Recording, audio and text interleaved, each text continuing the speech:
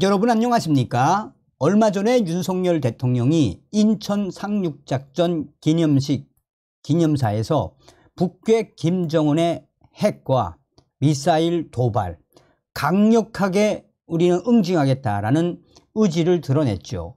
그리고 난 이후에 윤석열 대통령은 국내에 있는 공산 전체주의 세력들과 또한 반국가 세력들을 뿌리 뽑겠다라는 의지를 드러내지 않았습니까? 어떤 뜻일까요? 지금 현재 북한의 김정은과 문재인 민주당 난리가 났으며 윤석열 대통령의 작심 발언에 민주당 충격 패닉 상태에 빠졌습니다. 법조계에서는 형사법 전문가이며 또한 이 헌법주의자인 윤석열 대통령의 작심 발언의 본질이 무엇인가라며 그만큼 윤석열 대통령이 북괴 김정은과 문재인 또 민주당 세력들을 같은 공산 세력들로 보는 것이다라고 법조계가 민주당과 이 문재인 또 김정은을 박살을 냈습니다. 정성산 TV 좋아요, 구독, 알림은 큰 힘이 되겠습니다. 자, 지금 현재 윤석열 대통령의 올해 국군의 날 대북 메시지와 문재인 전 정권을 겨냥했던 그 발언들이 계속해서 회자가 되고 있습니다. 윤석열 대통령은 국군의 날 김정은을 정조준을 한 작심 발언을 쏟아냈으며 또한 가짜 평화를 소환을 해 문재인 전 정권을 동시에 때렸습니다.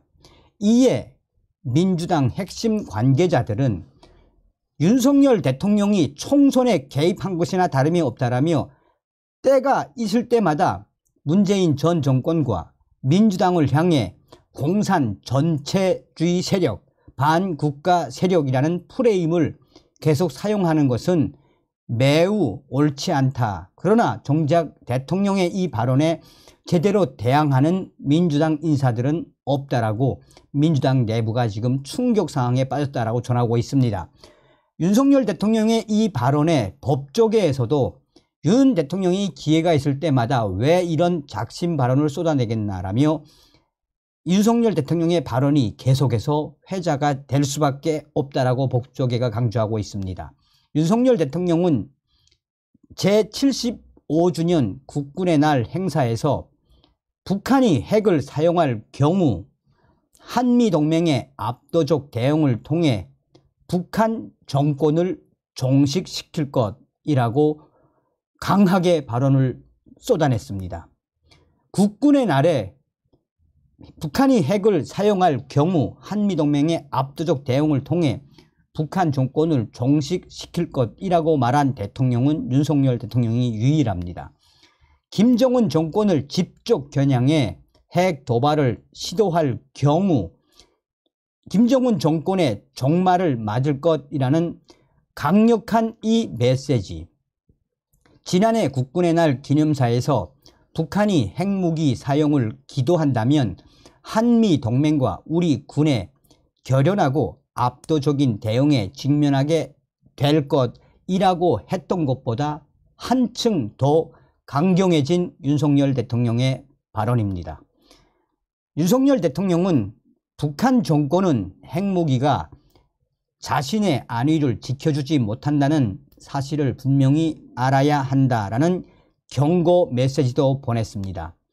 윤석열 대통령은 이날 북한의 끊임없는 핵 개발 및 고도화 시도에 대해서도 우리 대한민국 국민에 대한 실존적 위협이자 세계 평화에 대한 중대한 도전이라고 엄중한 대통령의 인식을 드러냈습니다.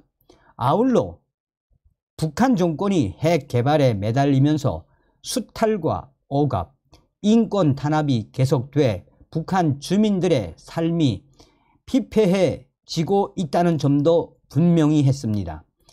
지난해 북한 정권은 이제라도 한반도의 진정한 평화와 공동 번영을 위해 비핵화의 결단을 내려야 할 것이라고 북한을 은근히 압박했던 것과는 달리 이번에는 윤석열 대통령이 김정은 정권의 무모한 핵 도발에 대한 강력한 응징 의지와 함께 흔들림 없는 핵 억제 의지를 공개적으로 내보인 것으로, 이런 윤석열의 강경한 발언은 윤 대통령 작년보다 올해는 더 강력해졌습니다.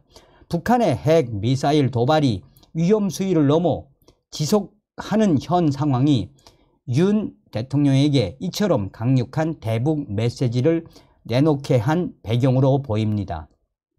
지난 4월 국빈 방미 당시 한미 핵협의그룹 NCG 이를 출범시키며 한미동맹을 사실상 핵 기반 동맹으로 격상시키고, 지난달 캠프 데이비드 한미일 정상회의를 통해 한미일 안보 협력 제도와 발판을 마련한 상황도 반영된 것으로 풀이되고 있습니다. 기념식에서 더욱 공고해진 한미동맹과 한미일 삼각 협력을 바탕으로 한 외교적, 군사적 자신감을 윤석열 대통령은 이번 국군의 날에 강력하게 의지를 드러냈다라고 전문가들은 전하고 있습니다.